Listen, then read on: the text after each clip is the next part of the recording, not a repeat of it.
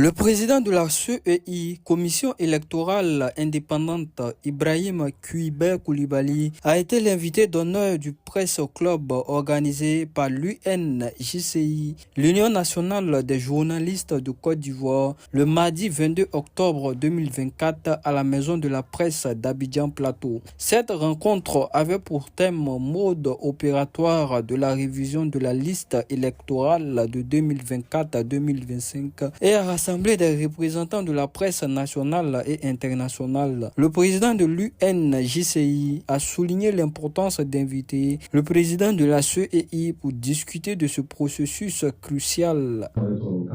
Après le lancement de la révision, nous avons décidé d'inviter celui-là qui a en charge d'organiser les élections, qui a la charge d'organiser les élections. Je ne souhaiterais pas être à sa place.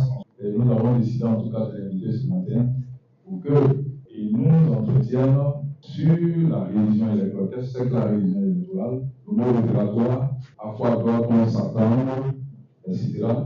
Je pense que la personne qui est mieux placée à le faire, c'est bel et bien le président de la commission électorale indépendante, M. Ibrahim.